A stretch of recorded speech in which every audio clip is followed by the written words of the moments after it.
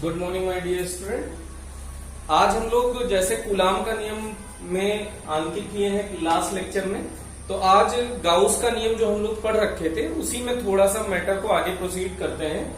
तो गाउस के नियम पर आधारित कुछ छोटे छोटे आंकिक देखते हैं। इससे फायदा क्या होगा आपको, जैसे इस चैप्टर को आगे समझने में बहुत सहूलियत मिलेगी। तो जैसे आप ये देखिए, चित्रानुसार एक आवेश Q एक अर्धगोलीय पृष्ठ के केंद्र पर, सॉरी इसका चित्र नहीं बना है, जैसे ये कोई अर्धगोला है, उसके पृष्ठ पर यहां पर एक कोई Q आवेश रखा है। तो पृष्ठ से पारित कुल फ्लक्स ज्ञात कीजिए। इस पृष्ठ से पारित आपको फ्लक्स ज्ञात करना है। लेकिन यहां प्रॉब्लम क्या है हमारे साथ, कि जैसे गाउस का जो एप्लीकेशन है, गाउस का जो नियम है वो बंद पृष्ठ के लिए लागू होता है। और ये देखिए, ऐसे सोचिए कि ये एक सेब का कटा हुआ भाग है।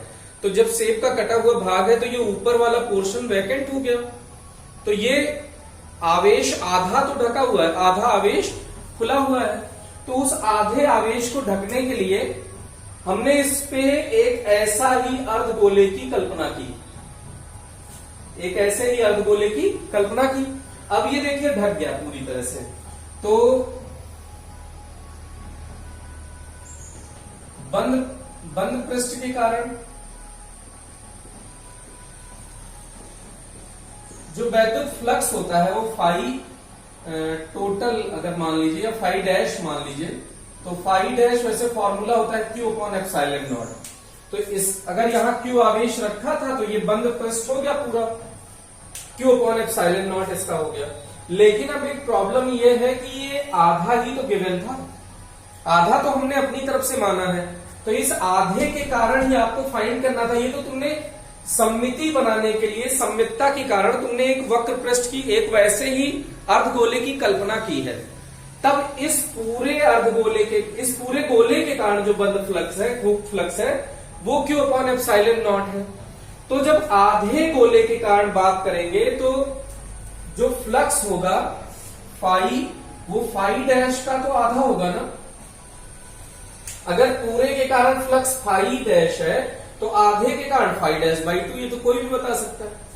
तो अगर यहां पे अपन बात करें तो फाई डैश की वैल्यू पुट कर दीजिए, Q अपॉन एप्सिलॉन नॉट, 2 है ही है, तो Q अपॉन 2 एप्सिलॉन नॉट इसका आंसर आ गया। बहुत सिंपल न्यूमेरिकल होते हैं गाउस के नियम में। अगर आपको ये चीजें समझ में आ जाए कि जैसे सममितता कैसे लेनी है, उसको अगर आपको समझ जाए तो ये काफी सिंपल न्यूमेरिकल्स होते हैं। अब इसके बाद हम एक अगला न्यूमेरिकल ले रहे हैं, इसको आप वीडियो पॉज करके नोट करें। फिर इसके बाद का जो न्यूमेरिकल है ये देखिए, ये थोड़ा और अच्छा न्यूमेरिकल है। चित्रानुसार, सॉरी इसका भी चित्र नहीं बना हुआ है, तो इसका चित्र हम आपको यहां साइड में बना देते हैं।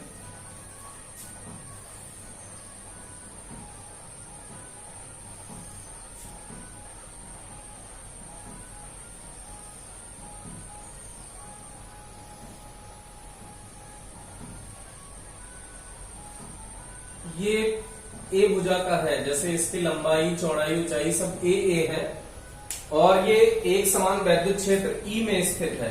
ये वैद्युत क्षेत्र E है जिसकी भुजाएं A+1 सेंटीमीटर गिवन है, E नॉट गिवन है 2.5 × 10⁵ न्यूटन पर coulomb metre.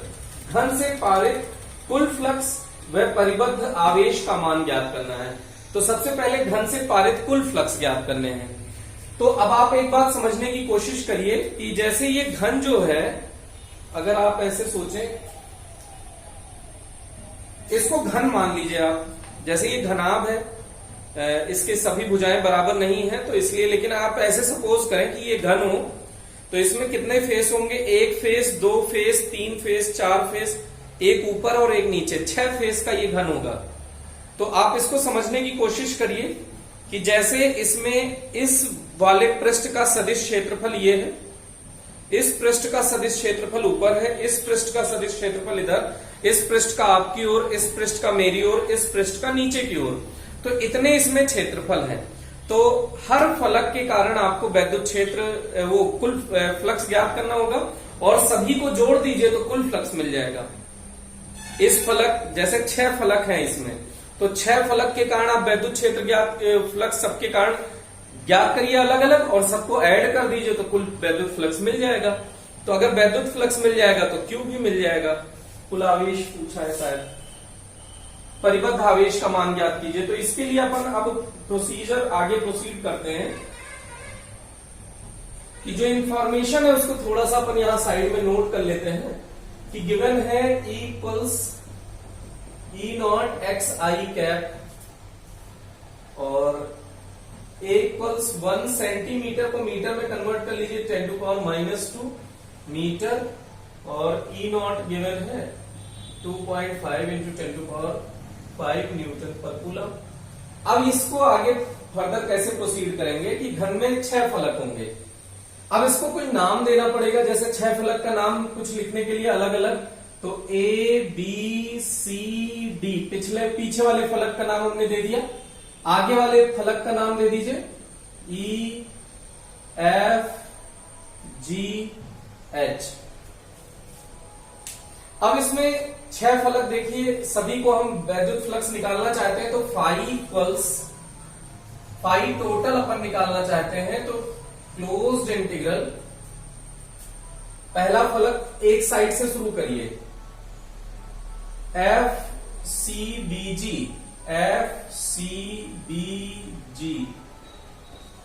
E dot dA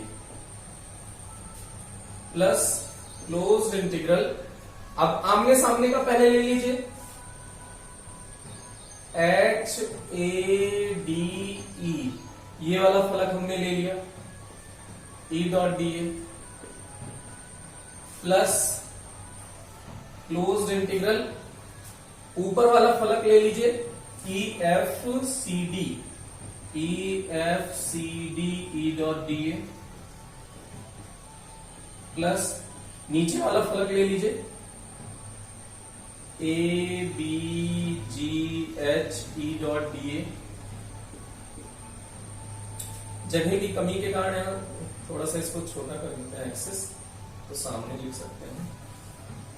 अब आमने सामने ऊपर नीचे, अब इस तरफ और इस तरफ, फ्रंट फेस बैक फेस। तो पहले फ्रंट फेस देखते हैं E F G H E dot dA plus closed integral, back face देखिए पीछे वाला A B C D E dot dA। अब हमने 6 फलक के कारण लिख लिया, आप काउंट कर लीजिए जरूर 1 2 3 4 5 6, इसमें मिस्टेक ना हो जाए, कोई फलक छूट ना जाए, तो इसलिए हमने सभी फलक को लिख लिया। अब सबका थीटा देखते हैं कितना है। तो E dot dA cos theta. तो अगर इस फलक का कहें इधर वाले फलक का, तो इधर ही वैद्युत क्षेत्र है, इधर ही ये भी है, तो E dot dA cos 0 degree हो जाएगा। तो अगर इसको x के फॉर्म में, आई कैप के फॉर्म में लिखना है तो इस फॉर्म में भी आप लिख सकते हैं फर्दर। तो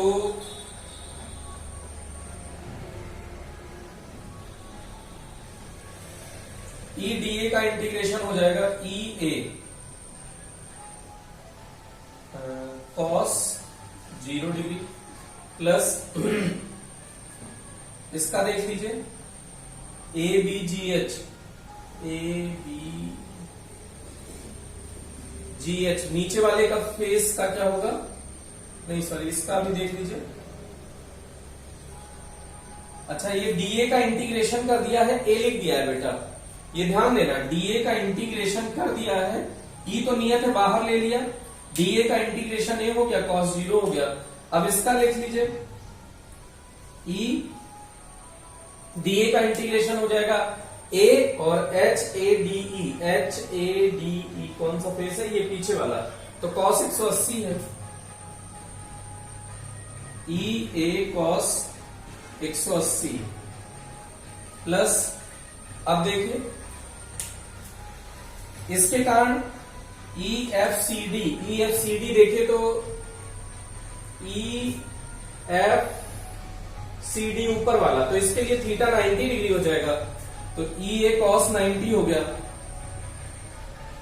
फिर इसके लिए देख लीजिए ABGH डाउनवर्ड वाला, इसके लिए cos थीटा भी 90 हो गया, तो EA cos 90 प्लस इसके लिए देख लीजिए, ये है मेरे साइड वाला फेस EFGH बाहर, तो इसके लिए वैद्युत क्षेत्र इधर है, ये फेस बाहर है तो थीटा 90 है, तो EA cos 90 plus EA back वाले का भी देखिए, दीवार के उस साइड पीछे वाले का भी, वो भी पीछे उधर होगा, तो EA cos 90, तो ये cos 90 cos 90 cos 90 cos 90 इनका तो काम हो लिया, ये 0 हो गए सब। अब बचता है E की वैल्यू यहां रख दीजिए, E0 xi,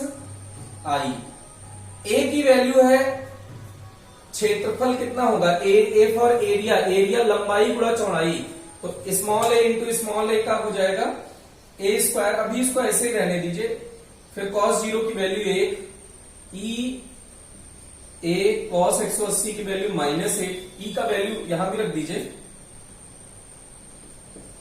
E0 x आई कैप या माइनस आई कैप, इससे मल्टीप्लाई कर सकते हो, तो प्लस सब 0 हो गए। अब इसमें आपको x की वैल्यू रखनी है, तो x अगर मूल बिंदु से देखें तो ये वाला फलक मूल बिंदु पर ही स्थित है, तो उसके लिए x की वैल्यू कितनी हो गई बेटा, 0। तो इसके लिए E0, और इस फलक के लिए x कितनी डिस्टेंस आपने ट्रेवल कर लिया है, a, तो x की वैल्यू अपन ने रखी a, और एरिया की वैल्यू कितनी है, a स्क्वायर आई कैप। अब उसके बाद यहां रख दीजिए E0, अब यहां पीछे वाला फलक ये मूल बिंदु पर ही है, तो मूल बिंदु पर x की वैल्यू हो गई 0 इंटू आई कैप, माइनस में लिख दीजिए, एरिया a स्क्वायर होगा, लेकिन जब 0 से ये मल्टीप्लाई होंगे तो सारे टर्म 0 हो जाएगा, तो उसका भी काम हो गया, E0 a cube into I cap. अब सारा मान रख दीजिए, E0 की वैल्यू पता है, a का मान पता है, तो इसको जैसे ही रखेंगे आपको आंसर मिल जाएगा। तो यहाँ पे थोड़ा सा स्पेस की कमी के कारण हम लोग इसके आंसर को लिख देते हैं, साइड में आप सॉल्व कर लें। अब आप इसको वीडियो पॉज करके एक बार नोट कर लीजिए, जिससे कि हम लोग उसमें वैल्यू सब्स्टिट्यूट कर सके। तो ये देखिए यहाँ पे जो इंफॉर्मेशन गिवन है, यहीं पे हम लोग थोड़ा सा इरेज करते हैं। फाइनल आया है अपना फाइव इक्वल्स कितना आया है, E0 की वैल्यू कितनी है बेटा, 2.5 इंटू 10 टू पावर 5, a की वैल्यू कितनी है, 1 इंटू 10 टू पावर -2 का क्यूब आई कैप। अब इसको पुट कर दीजिए, 2.5 10 टू पावर -6 हुआ, और यहाँ 10 टू पावर 5 है, तो 10 टू पावर -1 हो गया, तो 2.5 इंटू 10 टू पावर -1, और अगर इसको लिख दें तो 0.25। अब इसका फ्लक्स का मात्रक लिख सकते हैं, 5 EA, E का मात्रक होगा न्यूटन पर कूलाम, न्यूटन पर कूलाम मीटर स्क्वायर एरिया का। तो ये हो गया इसका फ्लक्स। अब आप यहां से लिख सकते हो, इससे परिबद्ध आवेश पूछा है शायद, तो इससे परिबद्ध आवेश पूछा है, हाँ पूछा है भैया। तो अगर फाई मिल गया और परिबद्ध आवेश चाहिए, तो फाई और आवेश में क्या संबंध होता है बेटा, ये स्टेप इरेज कर रहे हैं। कुल आवेश, परिबद्ध आवेश, phi equals Q upon epsilon naught होता है। तो अगर आवेश चाहिए तो phi into epsilon naught, phi की वैल्यू आपको पता है 0.25, एप्सिलॉन नॉट की वैल्यू 8.85 इंटू 10 टू पावर -12। अब इसको आप मल्टीप्लाई कर लीजिए, तो Q का मान जो भी आएगा ये कूलाम में आ जाएगा, ठीक है, ओके। तो अब ये अगला न्यूमेरिकल अपन प्रोसीड कर रहे हैं, जो भी है इसका आंसर आ गया 2.21 into 10 to power -12, 2.21 10 to power -12 coulomb. इसको नोट कर लीजिए आप, वीडियो पॉज करके, फिर अगले न्यूमेरिकल का डिस्कशन किया जा रहा है।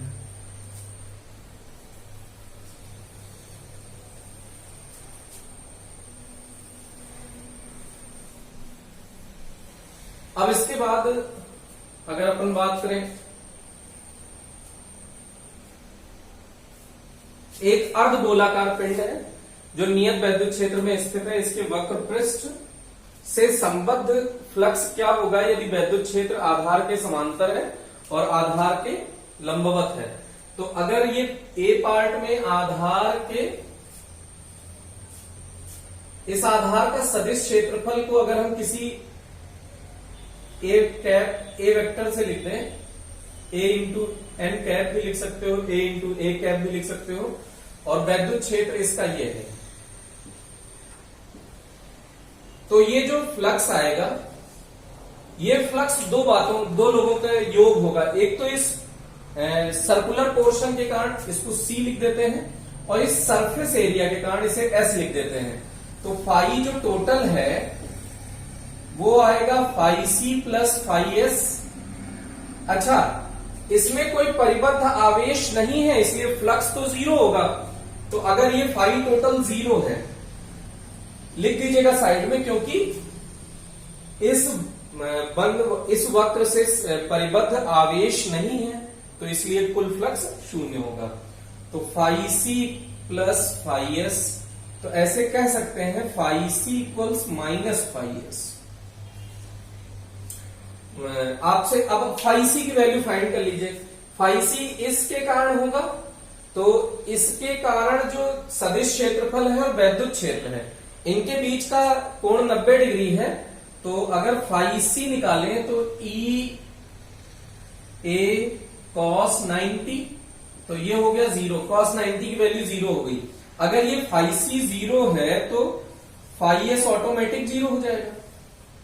तो ये फर्स्ट पार्ट का तो आंसर ये आ गया। अब इसी से मिलता जुलता सेकंड पार्ट है, उसको देख लीजिए बेटा कि आधार के लंबवत है। तो इसी को थोड़ा सा वैद्युत क्षेत्र को अपन ऐसे ही रहने देते हैं और वैद्युत क्षेत्र ये वक्र पृष्ठ ऐसा हो गया। अब इसका सदिश क्षेत्रफल ये है ए इंटू एन कैप। अब वही फिर से वही फॉर्मूला लगा देंगे, phi total equals phi C plus phi S. अब फाई सी निकाले E D A cos 180, cos 180 की वैल्यू -1 हो गई। तो ई अगर इसका रेडियस शायद गिवन है स्मॉल कैपिटल आर, तो ई इंटू एरिया क्या हो जाएगा बेटा पाई आर स्क्वायर। कॉस 180 की वैल्यू -1, तो यहां पे इसकी वैल्यू अपन फाई सी निकाल लिया। तो अगर फाई सी की वैल्यू है minus E into pi R square minus phi S, तो फाई एस क्या हो जाएगा E into pi R square. ये इसका आंसर हो गया। मात्रक जो आप जानते हो जरूर लिखा करें मात्रक। अब इसके बाद ये न्यूमेरिकल अगर समझ चुके हो तो इसके बाद अपन इसको पॉज करके आप नोट कर लीजिए, फिर इसके बाद अपन चर्चा करते हैं लास्ट ये न्यूमेरिकल।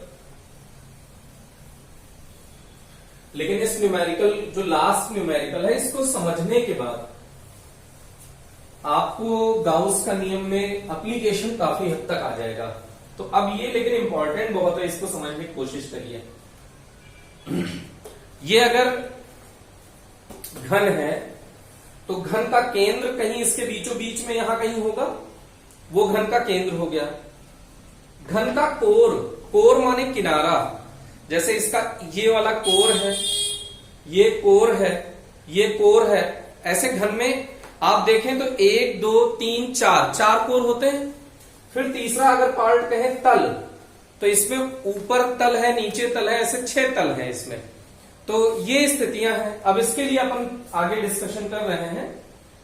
देखिएगा, जैसे मान लीजिए कि इसका फर्स्ट पार्ट है कि इसके केंद्र पर रखा है, तो एक घन बना लीजिए। ये आपका घन हो गया।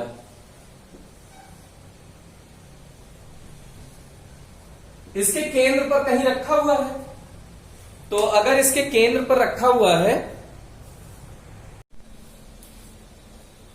तो अगर ये घन के केंद्र पर रखा हुआ है आवेश, तो इसको समझिए ये चारों तरफ से घिर गया है। तो अगर उसके अंदर है तो पूरा बंद पृष्ठ है या नहीं है, तो आंसर है ये बंद पृष्ठ के अंदर ही है। क्योंकि घन का मतलब हो गया, मान लीजिए रूम है, रूम के बीचों बीच में आवेश रखा है, तो रूम चारों तरफ से पैक है, उसमें 6 दीवार है। एक फर्श लीजिए, एक छत लीजिए और 4 दीवार, तो इसमें टोटल कितने फलक हो गए? 6 फलक। तो 6 फलक से घिरी हुई ये आकृति है और ये बीचों बीच में रखा है। तो अगर बंद पृष्ठ होता है तो फ्लक्स कितना होता है बेटा? Q upon epsilon not. तो ये पूरे घन के कारण कितना फ्लक्स मिल गया? Q upon epsilon not. लेकिन अगर अपन बात करें एक फलक के कारण, ये तो 6 फलक के कारण टोटल आपने लिखा है, तो सोचिए 6 फलक के कारण Q अपॉन एप्सिलॉन नॉट, तो एक फलक के कारण कितना होगा? खुद ही बताओ। तो आंसर क्या आएगा बेटा? सोचो, मन में जल्दी से सोचो लिखने से पहले। Q upon 6 epsilon not. अरे भाई 6 भाग में 6 लोगों को बांट दो। 6 दीवारें हैं इसमें, मतलब फर्श को लेके, छत को लेके, अगर 6 फलक हैं इसमें, एक पूरे मतलब इस पूरे कमरे में एक सेब रखा है मान लो, और उसको 6 लोगों में बांटना है, तो एक लोग को कितना मिलेगा? 1/6 ही तो मिलेगा। तो वही यहां फ्लक्स भी है कि फ्लक्स ये किसके कारण बेटा? फलक के कारण। और ये फ्लक्स किसके कारण है? घन के कारण।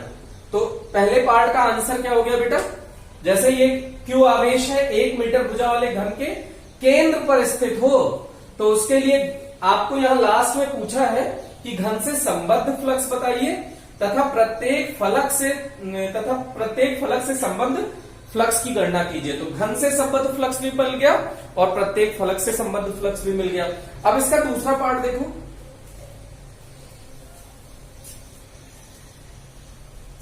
अब इसमें कह रहा है घन के कोर पर रख दीजिए।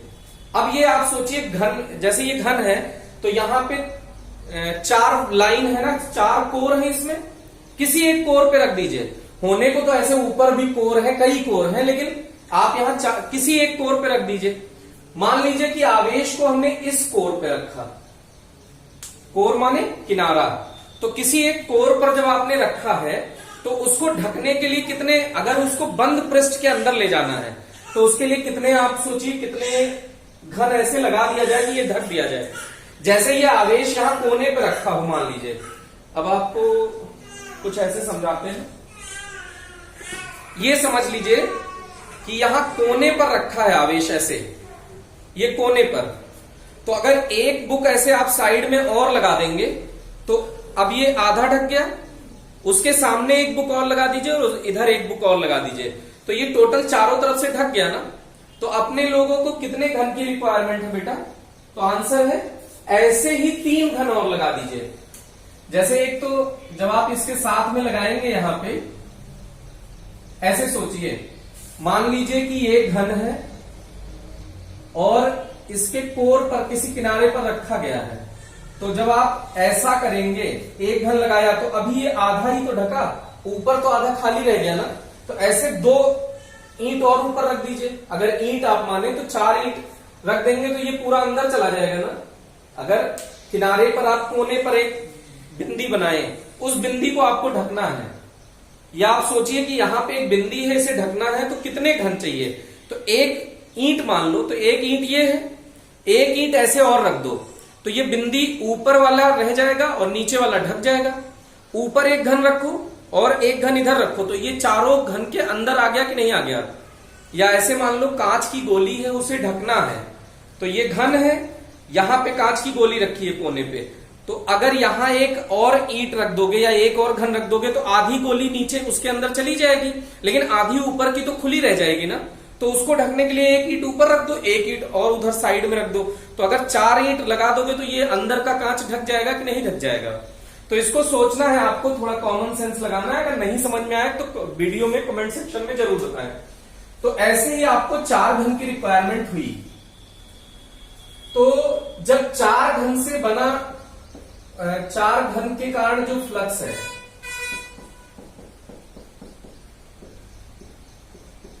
चार घन के कारण फ्लक्स है वो फाई डैश कुछ है Q अपॉन एप्सिलॉन नॉट, क्योंकि बंद आकृति हो गई ना। बंद आकृति, एक पूरा बंद आकृति के कारण जो फ्लक्स होता है वो कितना होता है? Q upon epsilon not. तो 4 घन के कारण Q अपॉन एप्सिलॉन नॉट, तो एक घन के कारण, एक घन के कारण, अपन को एक ही घन के कारण तो पूछा है, तो फाई एक घन के कारण अपन को मिल गया Q अपॉन 4 एप्सिलॉन नॉट, ये हो गया। लेकिन अब इसमें इंपॉर्टेंट क्या है, आपसे पूछा है कि एक फलक के कारण बताइए।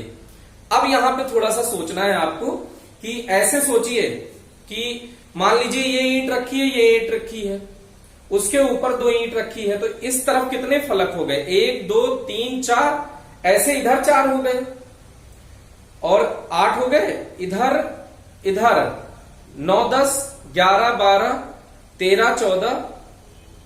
फिर से देखिए,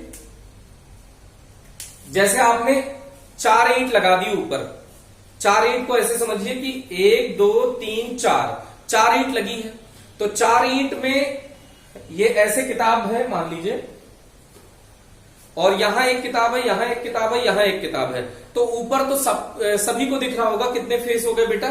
4 फेस। तो ऐसे ही नीचे होगा 4 फेस, तो 8 तो हो गया, लेकिन यहां 1 मिला, यहां 1 मिला, 2 10 11 12 13 14 15 16, टोटल कितने फेस मिल गए इसमें? 16। तो अब 16 फेस के कारण है Q अपॉन एप्सिलॉन नॉट। अगर इसी की बात करें तो 16 फलक के कारण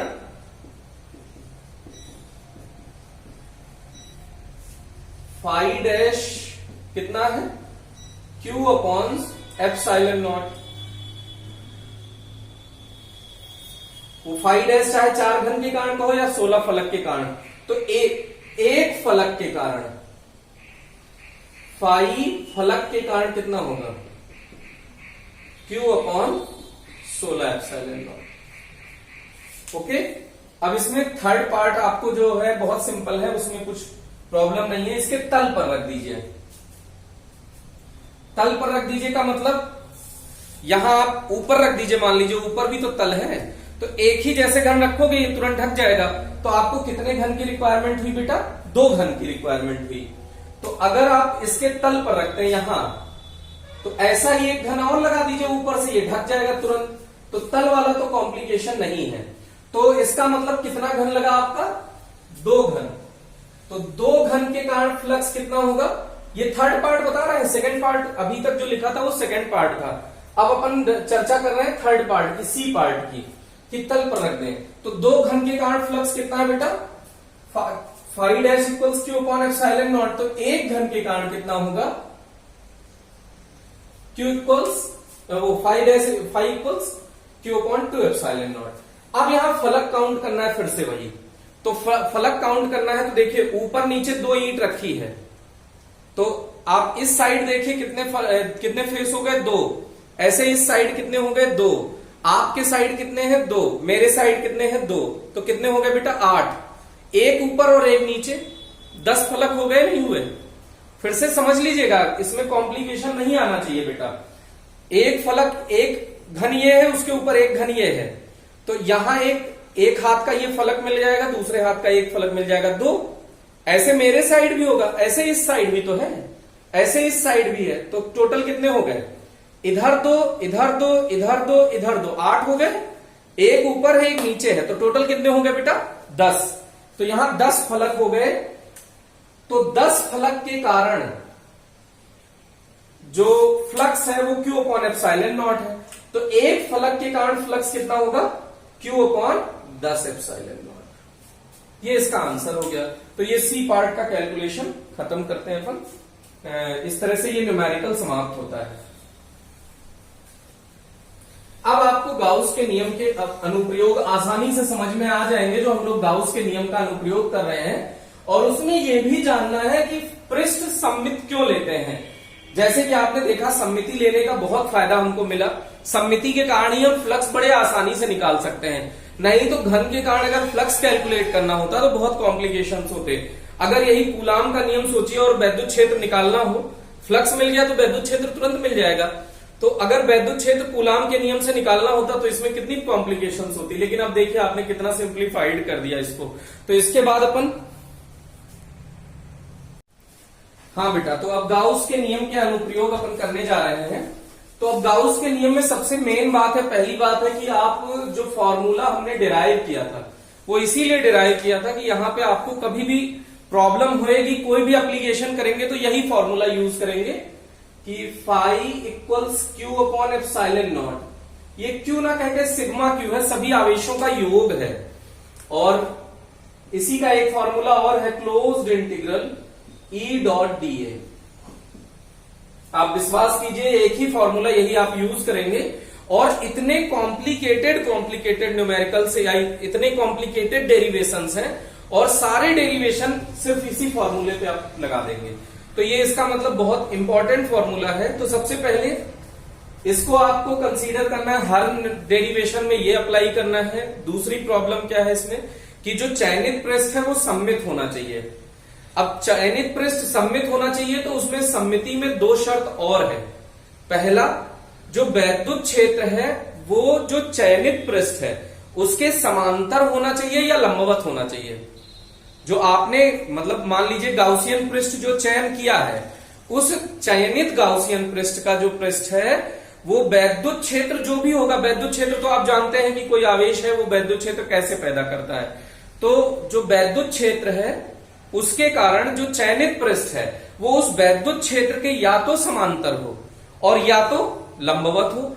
और आप एक बात जानते ही हैं कि आकृति कैसी होनी चाहिए, बंद आकृति होनी चाहिए।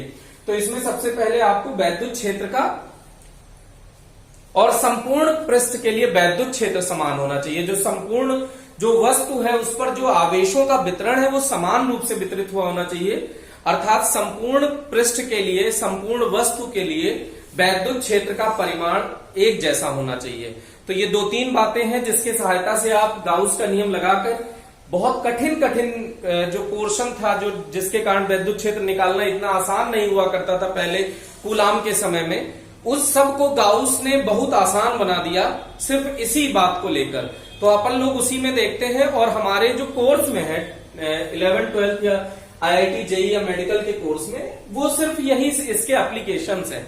तो इसका मतलब इससे बहुत ज्यादा कॉम्प्लिकेटेड न्यूमेरिकल्स या डेरिवेशंस भी होते हैं लेकिन वो हमारे सिलेबस का पार्ट नहीं है। तो सबसे पहले अपन देखते हैं अनंत लंबाई के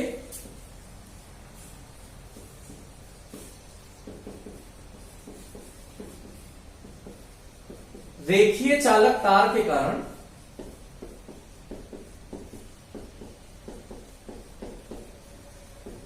वैद्युत क्षेत्र की तीव्रता।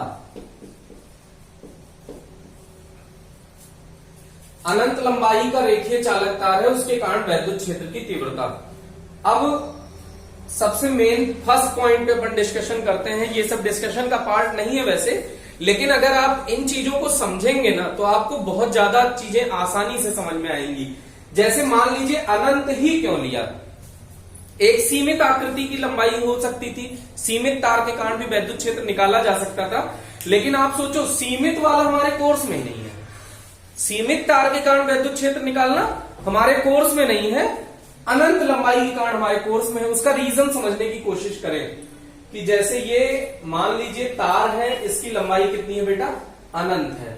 डॉटेड बनाने का मतलब इसकी लंबाई को हमने अनंत मान लिया है, प्लस अनंत से माइनस अनंत तक इसकी लंबाई है। अब समझो बेटा, अगर इसकी लंबाई अनंत माने तो उसका बेनिफिट क्या है। जैसे ये तार है, अभी अब कूलाम का नियम आप सोचो, बिंदु आवेशों से मिलकर तो बना होगा और किसी भी बिंदु आवेश के कारण जो वैद्युत क्षेत्र की तीव्रता है वो चारों ओर एक जैसी फैली होगी कि नहीं होगी। तो ऐसे ही मान लीजिए इस बिंदु के कारण, इस बिंदु के कारण जो वैद्युत क्षेत्र की तीव्रता होगी वो चारों ओर फैली होगी। मान लो ये सीमित लंबाई होती, अनंत नहीं होती, उसके लिए अपन चर्चा कर रहे हैं। तो ऐसे होता चारों तरफ, ऐसे ये दूसरा बिंदु होता तो इसने भी वैद्युत क्षेत्र पैदा किया होता चारों तरफ। तो इन दोनों में प्रतिकर्षण के कारण ये क्षेत्र रेखाएं सीधी हो जाती, ये सीधी हो जाती, ऐसे इसकी भी क्षेत्र रेखाएं सीधी हो जाती, ऐसे सभी की वैद्युत क्षेत्र रेखाएं तो सीधी हो जाएंगी बेटा, पूरे सभी आवेशों की वैद्युत क्षेत्र रेखाएं तो सीधी हो जाएंगी। लेकिन यहां पर वैद्युत क्षेत्र रेखाएं देखिए वक्रीय हैं, तो इस बिंदु पर वैद्युत क्षेत्र का परिमाण समान नहीं है। उसके अलावा इस पूरे तार में देखिए वैद्युत क्षेत्र समान है। अब इसका हम क्या सोल्यूशन किए, इसकी लंबाई अनंत कर दो भैया। अनंत करने का फायदा क्या है, जैसे यहीं पे तो प्रॉब्लम है किनारों पर ही, किनारों पर वैद्युत क्षेत्र देखिए, इसका वैद्युत क्षेत्र और इसका वैद्युत क्षेत्र का परिमाण और इस पूरे तार में जो परिमाण है वो अलग अलग हो गया। तो इससे बचने के लिए हमने क्या किया कि इस तार में जो ये अंत बिंदु अगर ना मिले तो वैद्युत क्षेत्र एक जैसा हो जाएगा कि नहीं हो जाएगा बेटा? तो अंत बिंदु ना मिले, इसके लिए इसकी लंबाई को ही हमने क्या कर दिया, अनंत। अब ढूंढो अंत बिंदु, तो अंत बिंदु ही नहीं मिलेगा, तो इसका मतलब वैद्युत क्षेत्र का परिमाण हमेशा के लिए समान हो जाएगा। तो अगर इसी तरह से नीचे वाले का अंत बिंदु नहीं मिलेगा तो इसके लिए वैद्युत क्षेत्र का परिमाण एक जैसा हो जाएगा। तो ये जो इसमें प्रॉब्लम में आप इस बात को समझ गए होंगे कि अनंत लंबाई क्यों लिया। तो अब अनंत लंबाई का फायदा देखिए, पहला पॉइंट। अब सबसे पहले इसमें वैद्युत क्षेत्र 2 स्टेप में, इस पूरे न्यूमेरिकल इसमें जो डेरिवेशन होता है 2 स्टेप में किया जाता है। पहले स्टेप में आपको ये करना होता है वैद्युत क्षेत्र का दिशा ज्ञात करना होता है। तो फर्स्ट हेडिंग है इसकी दिशा ज्ञात करना। दिशा ज्ञात करने के लिए पहले तो इसको समान रूप से आवेशित है, माना कोई चालक तार है, अनंत लंबाई का चालक तार है जो समान रूप से आवेशित है, जिसका रेखीय आवेश घनत्व लेमडा है, जिसका रेखीय आवेश घनत्व लेमडा है। अब इसका वैद्युत क्षेत्र की दिशा ज्ञात करने के लिए इस चालक तार को छोटे छोटे अल्पांशों में विभाजित कर देते हैं। हम पहले भी चर्चा कर चुके हैं छोटे अल्पांशों में विभाजित करने का फायदा क्या है बेटा?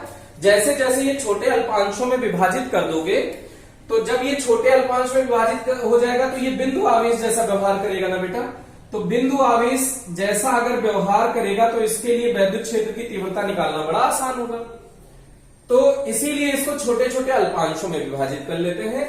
माना इसके केंद्र से r दूरी पर स्थित किसी बिंदु P पर वैद्युत क्षेत्र की तीव्रता ज्ञात करनी है।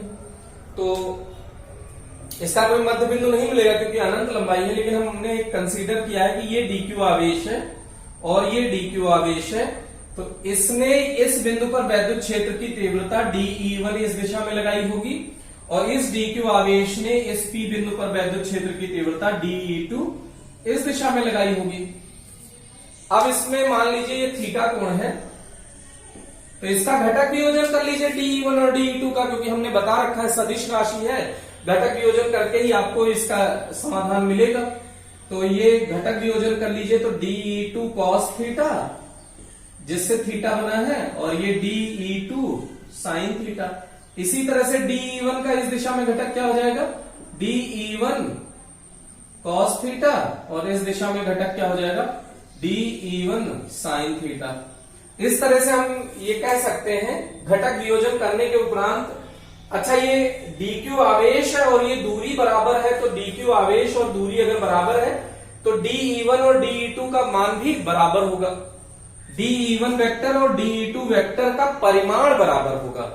अगर परिमाण बराबर होगा तो dE1 sin थीटा और dE2 sin थीटा, dE1 और dE2 को माना हमने dE लिख दिया, माना dE vector equals dE1 vector का परिमाण dE2 वेक्टर का परिमाण, उसको हमने dE वेक्टर मान लिया। तो dE sin थीटा हो गया, dE sin थीटा। तो इसके लिए भाषा ऐसे लिखेंगे कि dE sin थीटा परिमाण में समान और दिशा में विपरीत होने के कारण आपस में निरस्त हो जाते हैं, परंतु dE cos थीटा परिमाण और दिशा में समान होने के कारण आपस में जुड़ जाते हैं। इस प्रकार हम कह सकते हैं कि सीधे तार के कारण वैद्युत क्षेत्र की तीव्रता उस तार के लंबवत होगी। ये तो हमने इस दिशा में निकाला है, ऐसे इधर भी होगी। तो मतलब इस तरह से हम कह सकते हैं जैसे ये तार है तो इसकी वैद्युत क्षेत्र की दिशाएं इधर होंगी, नहीं तो हम कैसे जान पाते कि वैद्युत क्षेत्र की दिशा ऐसे होगी। अब अगर वैद्युत क्षेत्र की दिशा मिल गई बेटा, तो अब इसके लिए अगला स्टेप क्या है, वैद्युत क्षेत्र निकाल लीजिए। तो वैद्युत क्षेत्र निकालना बड़ा आसान है। ये फर्स्ट पार्ट इसका हो गया। सेकेंड पार्ट है वैद्युत क्षेत्र ज्ञात करना। अब ये फिर से वही, इसके लिए अब देखिए इस तार को ढकने के लिए कैसे पृष्ठ की कल्पना की जाए, तो आंसर है गाउसियन पृष्ठ की कल्पना कर लीजिए, बेलनाकार। तो सर्वप्रथम बेलनाकार गाउसियन पृष्ठ की कल्पना करते हैं। सर्वप्रथम माना कोई अनंत लंबाई का रेखीय चालक तार है जिसका रेखीय आवेश घनत्व लेमडा है, सममित। अब वैद्युत क्षेत्र की तीव्रता ज्ञात करने हेतु एक सममित आकृति का गाउसियन बेलनाकार गाउसियन पृष्ठ की कल्पना करते हैं जिसके 3 पृष्ठ फलक A1, फलक A2 और देखिए इसका एक ऊपर का फलक मिल गया, एक नीचे का फलक मिल गया और एक वक्र पृष्ठ होगा, उसको हमने फलक A3 कहा। अच्छा, इसके कारण वैद्युत क्षेत्र की तीव्रता आप जानते हैं ऐसे होगी, चालक तार के कारण अगर वैद्युत क्षेत्र की तीव्रता बना रहे हैं तो इस तरह होगी। अब तीनों फलक के कारण फ्लक्स निकाल लीजिए, फिर उसको phi equals Q upon epsilon naught के इक्वल कर दीजिए, आंसर आ जाएगा। तो फाई टोटल इक्वल्स क्या हो जाएगा, 3 फलक हैं EDA1 vector plus EDA2 vector plus EDA3 vector, या फाई टोटल ऐसे भी लिख सकते थे आप, 3 फ्लक्स का योग होगा फाई 2 प्लस फाई 3। तो ये फाई 1 और फाई 2 और फाई 3 को हमने ऐसे लिख दिया। अब थीटा लिख दीजिए बस। फाई टोटल क्या हो जाएगा बेटा, इंटीग्रेशन के बाहर ले लीजिए E, या रहने दीजिए, ये इंटीग्रेशन ऐसे लगा दीजिए, EDA1 cos, देखिए वैद्युत क्षेत्र इधर है और यहां पे अल्पांश सदिश क्षेत्रफल DA1 इधर है, यहां अल्पांश सदिश क्षेत्रफल ले लीजिए DA2, तल के लंबवत लेना है, यहां अल्पांश सदिश क्षेत्रफल ले लीजिए DA3। तो A1 का वैद्युत क्षेत्र के साथ कोण बताइए, वैद्युत क्षेत्र ये है, तो वैद्युत क्षेत्र के साथ कोण कितना है A1 का, 90 डिग्री। तो ये हो गया 90 प्लस EDA2 cos 90, उसका भी देखिए वो ऊपर है, वैद्युत क्षेत्र उधर है, प्लस EDA3 cos, देखिए A3 हमेशा 0 डिग्री का कोण बनाएगा तो cos 0, तो ये cos 90 0 हो गया, तो 0 प्लस E बाहर ले लीजिए। अब DA3 का इंटीग्रेशन हुआ A3, cos 0 का मान हो गया 1। अब बेलन का वक्र पृष्ठ कितना होता है बेटा, तो ऐसे सोचिए, ये छल्ले के ऊपर छल्ले के ऊपर छल्ले के ऊपर छल्ला रख के बेलन बना होगा, तो इस छल्ले का कितना होता है परिधि 2πr। तो अगर उसकी लंबाई, ये बेलन की लंबाई गिवन है या तार की लंबाई जो हमने ये माना है ये L है, तो बेलन की लंबाई L है, तो ये कितना हो गया 2πr। अगर इसकी त्रिज्या बेलन की कितनी मानी हमने r दूरी पर ही वैद्युत क्षेत्र ज्ञात कर रहे हैं, तो r दूरी पर वैद्युत क्षेत्र ज्ञात कर रहे हैं, तो 2πr, जितनी दूरी पर वैद्युत क्षेत्र ज्ञात करना होता है उतने का वक्र पृष्ठ अपन ने माना है बेलन। तो 2πr और ऊंचाई कितनी है L, तो इसका क्षेत्रफल क्या हो गया, अगले स्टेप में लिख देते हैं बेटा, E इंटू 2πrl फाई। अब हम जानते हैं, ये समीकरण नंबर 1 हो गया, हम जानते हैं phi equals sigma Q upon epsilon not, तो सिग्मा क्यू क्यू के बराबर है। तो अब ये समीकरण नंबर 2, समीकरण 1 और 2 को अगर बराबर कर दिया जाए तो E इंटू 2πrl इक्वल्स कितना हो जाएगा, Q अपॉन एप्सिलॉन नॉट। तो E की वैल्यू अपन को चाहिए Q upon 2π epsilon not RL। अब रेखीय आवेश घनत्व लेमडा है बेटा, अगर लेमडा रेखीय आवेश घनत्व है, रेखीय आवेश घनत्व लेमडा, तो वो क्या होगा बेटा Q अपॉन L। तो यहां से क्या हो जाएगा Q इक्वल्स लेमडा L, तो इस Q का मान इसमें सब्स्टिट्यूट कर दीजिए, E equals lambda L upon, ये एक फॉर्मूला है बेटा, अगर Q के फॉर्म में क्वेश्चन गिवन है तो ये एक फॉर्मूला है आपका, लेकिन अगर लेमडा के फॉर्म में, रेखीय आवेश घनत्व के फॉर्म में गिवन है, रेखीय आवेश घनत्व के ही रूप में होगा क्योंकि इसकी लंबाई कितनी है अनंत। तो 2π एप्सिलॉन नॉट RL, L से L कैंसिल आउट हो गया, E इक्वल्स कितना हो गया बेटा, lambda upon 2π epsilon not R। तो ये हो गया वैद्युत क्षेत्र का फॉर्मूला। अगर अपन इसको 1/4π एप्सिलॉन नॉट करना चाहते हैं तो 2 से ऊपर नीचे मल्टीप्लाई कर दीजिए, तो इसको ऐसे भी लिख सकते हैं, E equals 2 lambda upon 4π epsilon not R। तो समझने की कोशिश करिएगा।